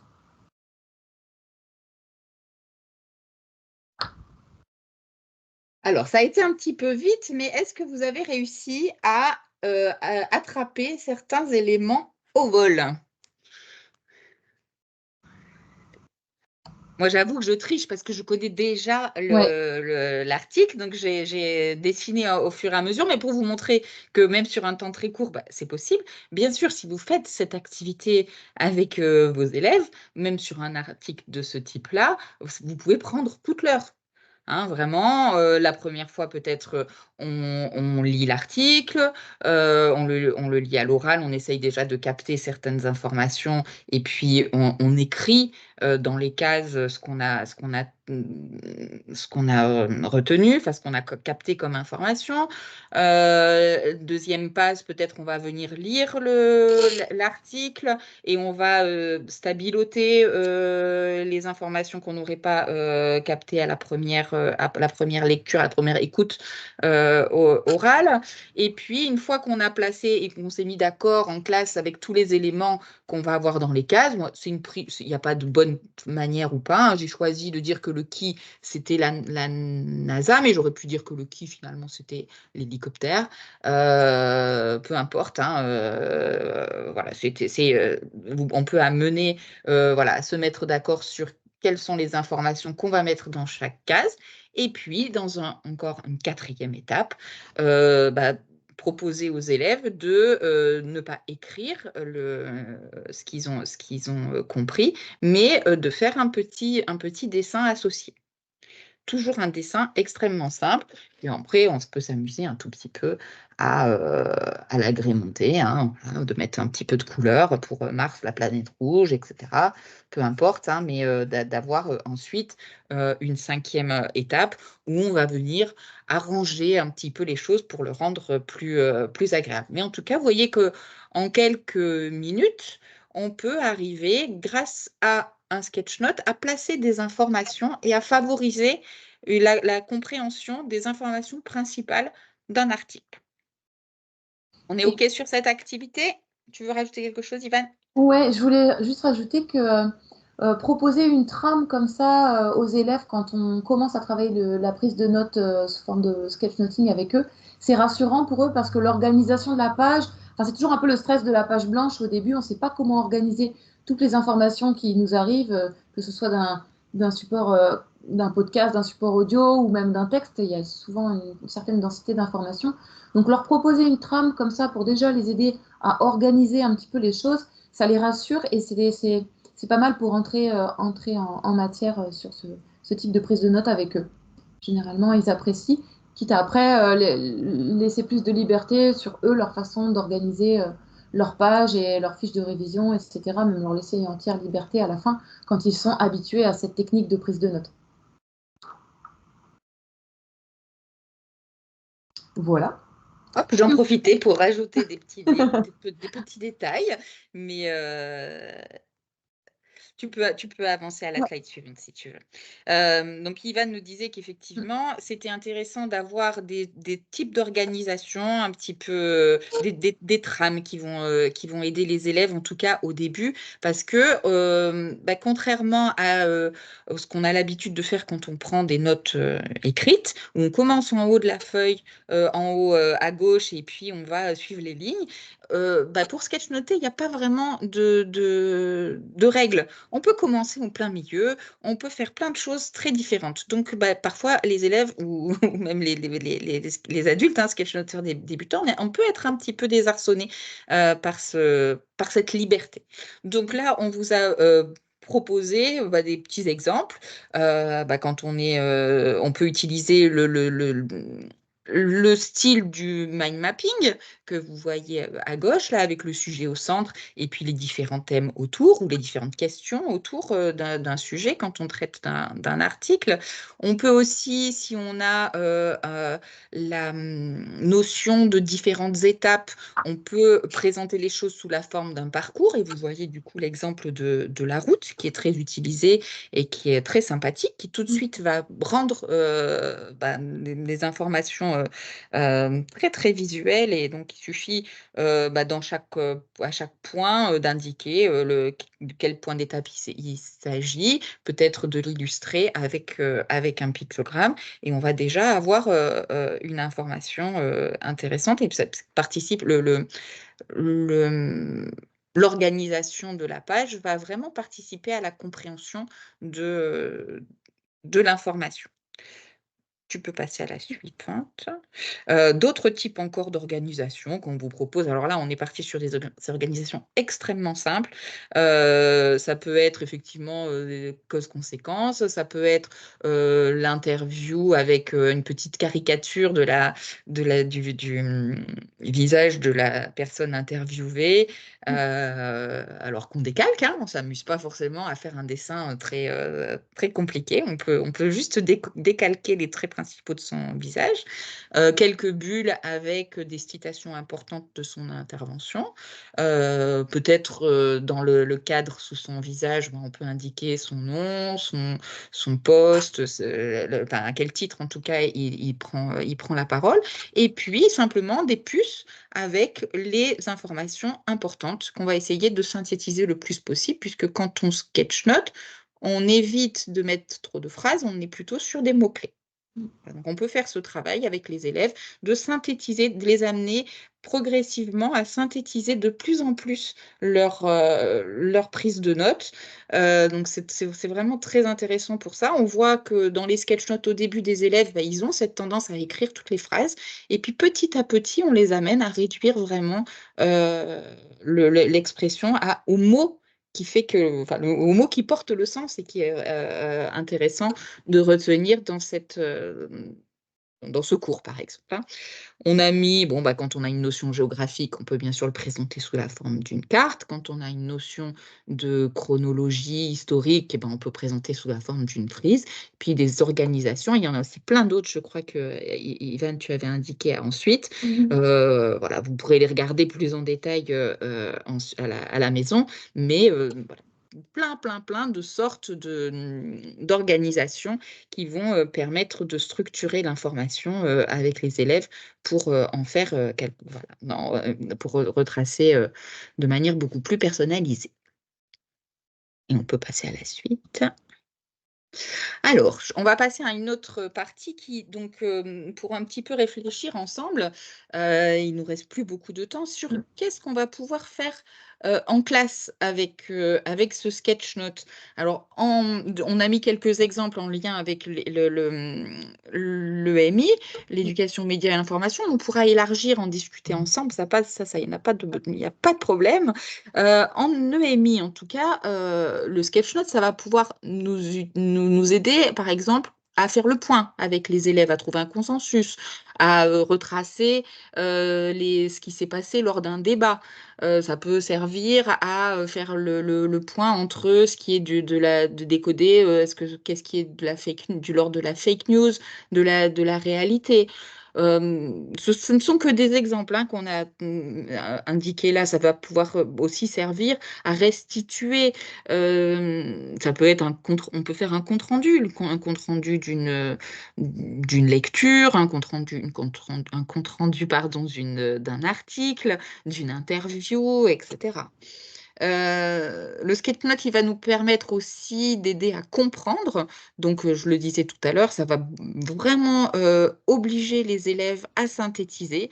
On ne peut pas sketch-noter un cours qu'on n'a pas compris, par exemple. Donc, si vous voulez vraiment vérifier que les élèves ont bien compris l'articulation des éléments dans votre cours, ça peut être intéressant de leur faire construire un sketch-note qui va vous permettre d'évaluer leur niveau de compréhension de la notion.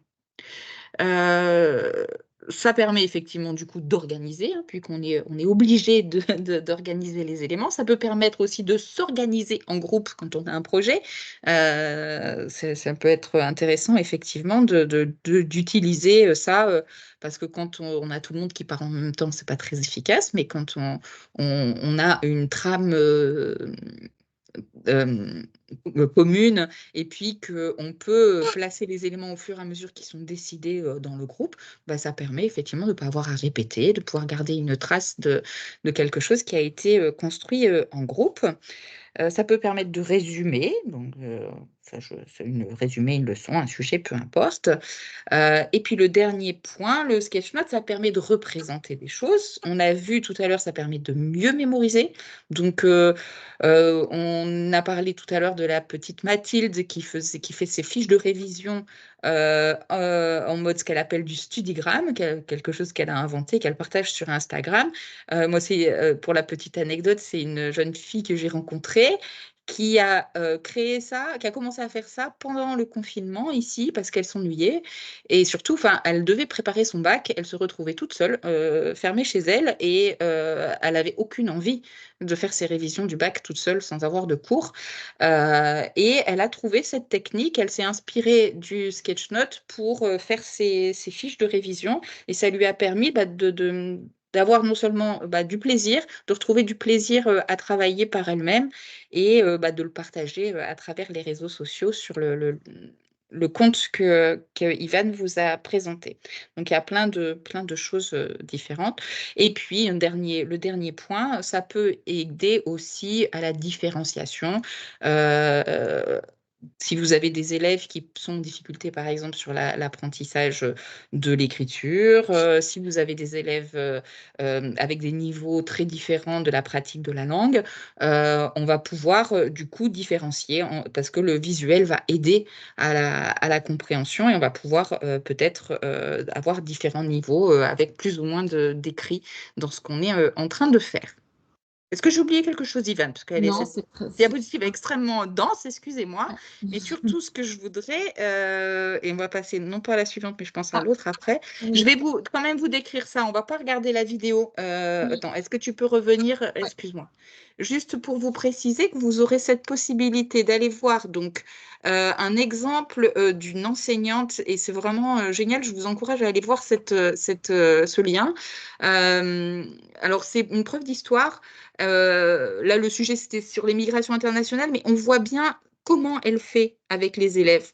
On voit qu'elle a proposé à ses élèves déjà, un petit peu comme on l'a fait avec vous, déjà d'avoir quelques outils pour placer les choses. Ensuite, elle leur donne plein de documents et les élèves doivent eux-mêmes construire leur cours et du coup construire leur sketch notes, qu'ils vont devoir construire une sorte d'exposé sous forme de sketch note qui va retracer tous les éléments de ce cours. Et c'est vraiment très intéressant parce que ça montre, bien sûr, c'est peut-être quelque chose qu'on va faire à terme, hein, puisqu'il va falloir déjà que les élèves se saisissent de ce sketch note, mais c'est un excellent exemple d'utilisation en classe. Et puis, juste en dessous, vous avez, si vous avez l'autre lien, le lien vers d'autres activités, là, il y a plusieurs collègues qui partagent ce qu'ils ont fait avec les élèves et ça peut vous inspirer dans vos différentes classes et en fonction de vos différentes disciplines. En tout cas, ce que je voudrais maintenant, c'est que vous, justement, vous puissiez un petit peu vous projeter. Imaginez que vous puissiez demain faire du sketch-note avec vos élèves. À quoi vous l'utiliseriez? Et soit vous pouvez nous écrire dans le chat, soit on essaye d'aller vers le mur de post-it. Allez, on ou essaye. on fait... Ouais, on peut essayer. Donc, soit vous flashez ce QR code, soit vous cliquez... Enfin, je vais vous mettre le lien du mur de post-it dans la conversation et vous aurez juste à cliquer sur le mur de post-it. Et je vais vous montrer comment ça fonctionne. Alors, donc déjà, je vais mettre le lien dans la conversation. Et donc, n'hésitez pas à ouvrir, là, on n'est pas seulement dans le domaine de l'éducation aux médias et à l'information, ça peut être dans n'importe quelle activité de classe ou en lien avec votre quotidien professionnel. N'hésitez pas à nous indiquer tout ce que vous auriez envie de faire. Je précise bien que tout ce qu'on peut écrire, on peut le sketch-noter. On peut sketch-noter des recettes de cuisine aussi bien que des comptes rendus de réunion. Donc, ne fermez pas votre esprit. Tout ce qui peut être écrit peut être sketch-noté. Donc, si demain vous aviez la petite baguette magique où vous êtes tout à fait à l'aise avec le sketch-note, qu'est-ce que vous proposeriez? Qu'est-ce que vous feriez pour vous-même ou pour votre classe? Si vous cliquez sur le lien que je vous ai mis dans la discussion, vous arrivez sur ce tableau-là, normalement. Donc ensuite, il suffit de cliquer sur le petit plus, là, en bas à gauche, et il y a un post-it qui apparaît. Donc, dès que vous en avez créé un, vous le prenez, vous le décalez et vous écrivez dessus. Vous pouvez changer sa couleur si vous voulez. Ah, il y a quelqu'un qui m'a levé, c'est pas grave. C'est collaboratif, donc tout le monde peut changer le travail de tout le monde. Vous pouvez changer sa couleur si vous voulez. Ah non, je croyais, mais c'est pas grave. Vous double-cliquez dessus et vous écrivez une idée de ce que vous souhaiteriez faire avec le sketchnoting, ce que vous auriez envie de faire à l'aide du sketchnote, par exemple. Je crois que je dois travailler ici. J'ai remis le lien pour la personne qui vient de nous rejoindre. On est sur une petite activité collaborative dans laquelle on peut rajouter des post-it. Et la question est, qu'est-ce que vous auriez envie de faire avec ce sketchnote?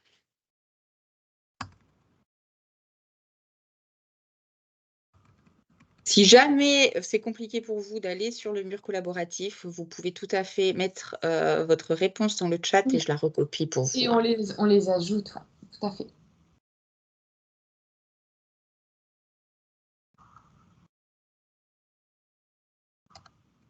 Alors, je ne vois rien arriver pour l'instant. Je vous rajoute des post-it, comme ça, vous les avez déjà, vous pouvez les prendre. Oui.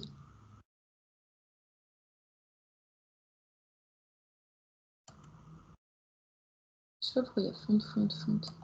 Alors moi, j'ai pas son... Sinon, vous mettez voilà, dans le chat. Voilà. C'est peut-être pas très gros en plus, hein, du coup. On ajoutera vos idées. Ouais. Qu'est-ce que dans l'immédiat, vous pourriez mettre en place, vous souhaiteriez mettre en place avec vos élèves, ou pour vous-même hein, d'ailleurs, parce que le sketchnoting, c'est aussi, ça peut être juste une pratique personnelle pour vous, pour synthétiser des informations, une séquence de cours. Ah, j'ai Ivan qui a fait une proposition qui est de sketchnoter la recette du phare breton de mamie et je suis tout à fait preneuse parce que je ne sais pas si vous connaissez le phare breton, c'est un dessert qui est extrêmement bon. Donc, je propose qu'on partage ensuite la recette sur Moodle comme exemple et on va tous se régaler. Décrire la journée, oui, très bonne idée. Les routines de journée, ça fonctionne bien aussi, même au premier degré avec les plus petits. Des images, avec les images d'animaux, oiseaux, analyser un document journalistique, tout à fait. Oui. Concept fonctionnel, comment faire une recette. Est-ce qu'on ajoute toutes les idées là? Tu les ajoutes, Magali? Je les ajoute, oui, petit à petit. Hop. Comme ça, après, je pourrais faire une capture et l'intégrer éventuellement dans le diaporama. Moi, j'ai eu voilà, mon exemple était plus basique. J'avais envie de faire les fiches de lecture au lieu de les faire de manière écrite, plutôt de proposer aux élèves de leur donner une trame et puis de les sketchnoter.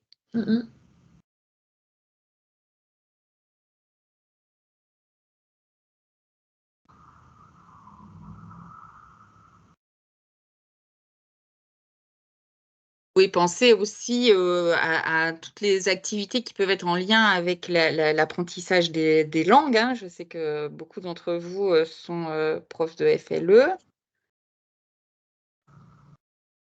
Et d'ailleurs, je vous invite à ne pas manquer le webinaire qui sera vraiment sur la thématique de sketchnoter pour l'apprentissage des langues vivantes, où là, il n'y aura plus vraiment le côté initiation au sketchnote, mais par contre, il y aura beaucoup plus d'exemples d'activités en lien avec l'apprentissage des langues. Donc, ne manquez pas ce webinaire qui va être très complémentaire à celui que vous venez de suivre.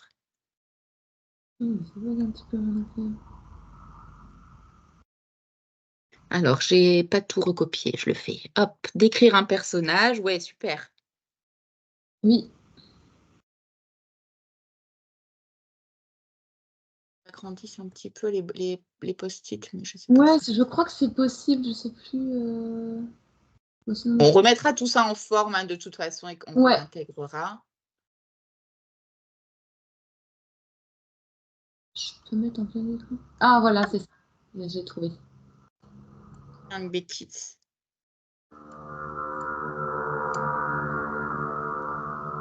Je te lecture le français, décrire la journée, analyser un document.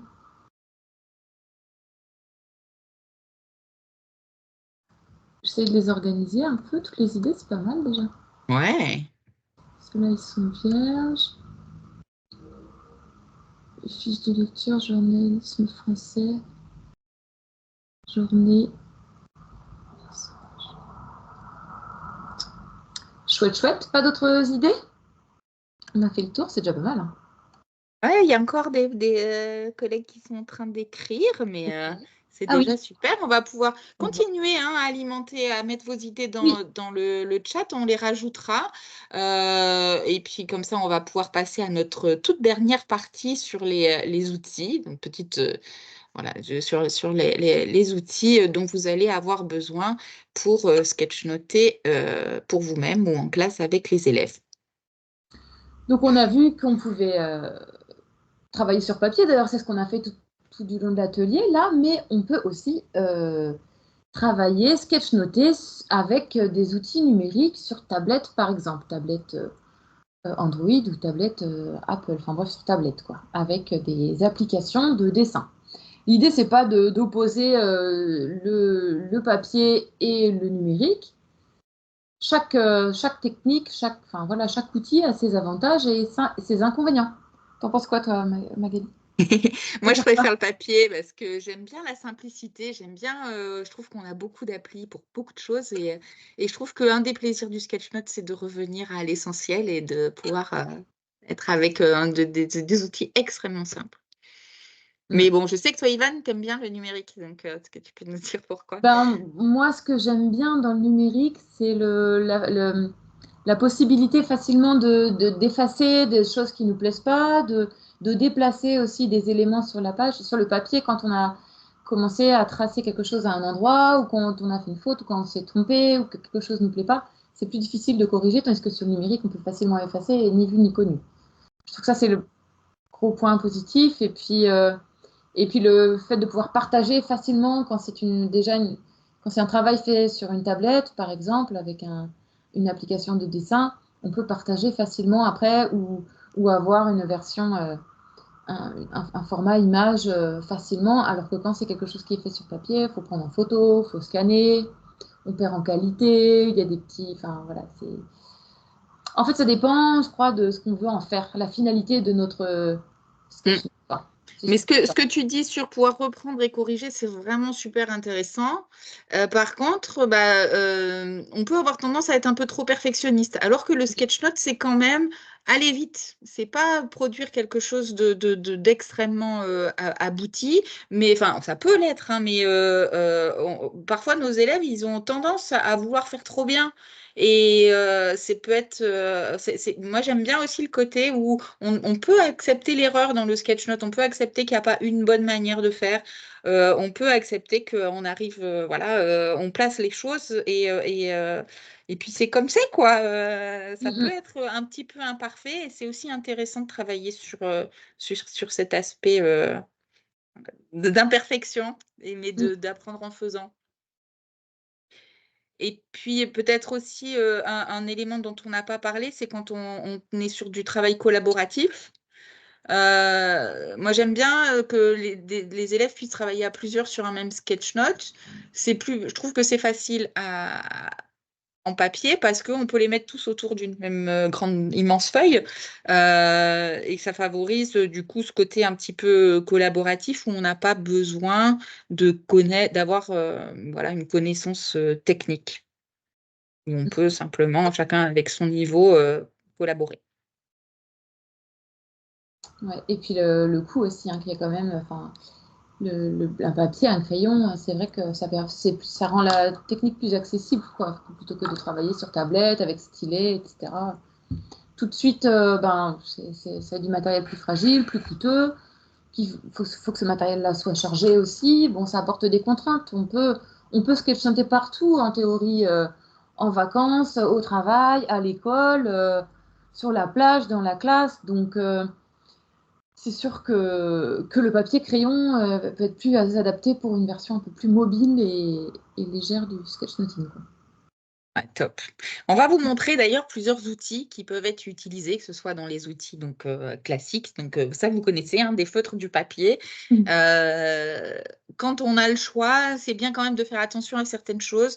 Quand on a des feutres de mauvaise qualité qui ne tracent pas bien, bah, ce n'est pas très agréable. Mais bon, parfois, on fait avec ce qu'on a.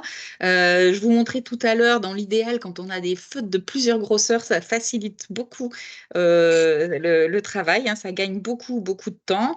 On n'a pas besoin de beaucoup de couleurs parce qu'on n'est pas là pour faire du dessin figuratif et artistique.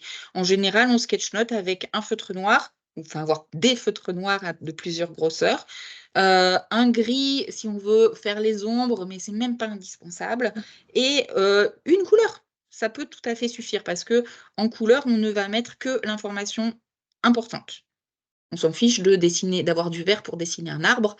Si je mets une couleur, c'est parce que c'est quelque chose qui est important. Voilà. En général, on prend du papier blanc sans les lignes parce que justement, on va casser cette habitude qu'ont les élèves d'écrire à partir de la marge. Je ne sais pas si vous utilisez au Kenya les lignes comme ça, c'est yes, mais bah, c'est mieux du coup d'avoir un papier blanc, et en général, au début, on leur fait prendre en format comme ça, paysage, comme ça, on casse un petit peu les habitudes et puis on les incite à composer les choses un petit peu différemment. Voilà, après maintenant, donc, si on veut sketchnoter en numérique, si vous êtes équipé de tablettes ou ce genre de choses, on peut faire avec une tablette tactile, mais ça n'est pas indispensable. On peut surtout, lorsqu'on a une tablette, une tablette graphique, si on a une tablette tactile style Android, iPad, etc., il existe des applications gratuites comme Autodesk Sketchbook, qui sont des applis de dessin et du coup qui vont vous permettre de faire exactement la même chose que vous feriez avec un papier, un crayon, avec des petits avantages que Ivan vous a donnés, effectivement, qu'on peut revenir, qu'on peut copier, on peut avoir des calques, voilà. On utilise aussi sur iPad l'application beaucoup Procreate, qui est payante, mais qui n'est pas extrêmement chère, c'est une dizaine d'euros à vie. Voilà. Et puis parce que si vous travaillez sur une tablette graphique, peut-être le coût d'acquisition est un petit peu moindre, mais il faut un ordinateur, il faut pouvoir ensuite avoir un logiciel de retraitement de l'image, etc. Donc c'est pas forcément c'est pas forcément facile, enfin c'est pas forcément opportun d'acheter une tablette graphique pour faire ça. Sachez que si vraiment, pour ceux qui nous ont dit au début, je suis trop nulle en dessin, vraiment, j'y arriverai pas, il y a des aides au dessin, il y a des petites applications, par exemple Autodraw, qui permet de faire le dessin approximatif, et puis il vous le retransforme en picto numérique, enfin, j'ai perdu le mot, au trait, quoi, Ouais, lycée, quoi. Enfin, ouais. du lycée. Voilà, vous avez aussi, pour faire on n'a pas parlé de travail collaboratif tout à l'heure, mais quand vous faites du travail collaboratif éventuellement à distance avec les élèves, bah, il existe des applications de tableau blanc collaboratif, un petit peu comme on a fait là aujourd'hui avec des post-it, mais il existe l'équivalent où vous pouvez aller dessiner directement chacun dans le tableau blanc. En tout cas, pour aller plus loin, et on n'aura presque pas débordé sur le temps, on vous a proposé une bibliographie. Donc, vous aurez le lien. Voilà, ça se marche un petit peu. On va corriger ça. Mais vous avez ce lien vers un petit Padlet avec des ouvrages, avec des sites internet, avec plein de liens vers des sites de facilitateurs graphiques. Il y a vraiment, on trouve sur Internet énormément de ressources qui vont vous permettre de continuer à découvrir le sketchnote et surtout à pratiquer, parce que j'espère qu'on vous a donné envie. J'espère que vous avez bien compris qu'on peut sketchnoter avec vraiment très peu de capacité en dessin, mais quelque chose qui est complètement nécessaire, c'est de s'entraîner, de s'entraîner, de s'entraîner, toujours s'entraîner. Donc, vous pouvez commencer par les recettes de cuisine ou peu importe, la liste des courses. Moi, je fais ma to-do list toujours avec mes petites puces, avec les petits coins parce que je les adore.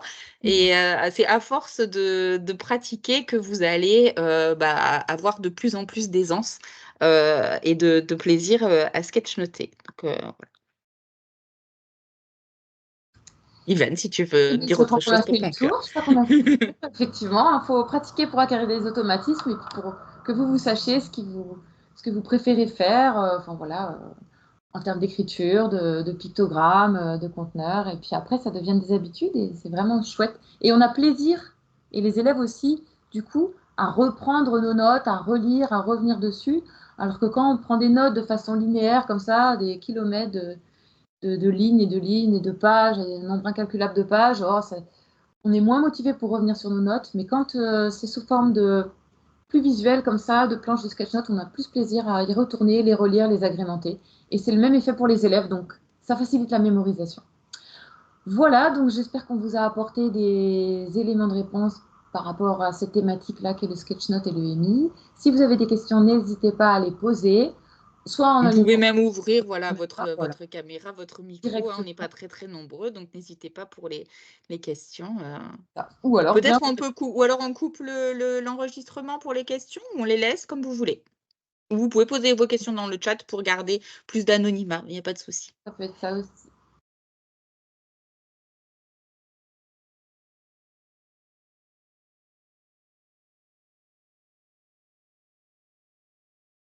Alors, on ne voit pas de questions arriver.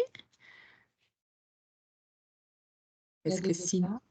Après, c'est vrai qu'il est... En tout cas, si aucune question n'arrive, on reste là hein, à votre disposition dans les prochaines minutes, mais on vous souhaite une très belle fin de journée Merci et une très bonne pratique du sketchnote, une très pour... belle découverte. J'espère que ça vous a plu. Vous pouvez nous dire d'ailleurs si ça vous a donné envie. Ok, merci Noraline. Liliane, pas de questions. Oh, on a des cœurs, merci. Vous avez nos coordonnées si vous souhaitez nous poser d'autres questions, si ça vous, si vous avez des questions qui viennent après. Puis si vous mettez à pratiquer et que vous partagez avec vos élèves, nous, on est tout à fait preneuses et très Ah oui. curieuses de tout ce que vous pouvez faire et des productions d'élèves, etc. Parce que c'est quelque chose qui est très nouveau, Oui. qui est encore peu utilisé dans l'éducation, et ça sur le plan mondial.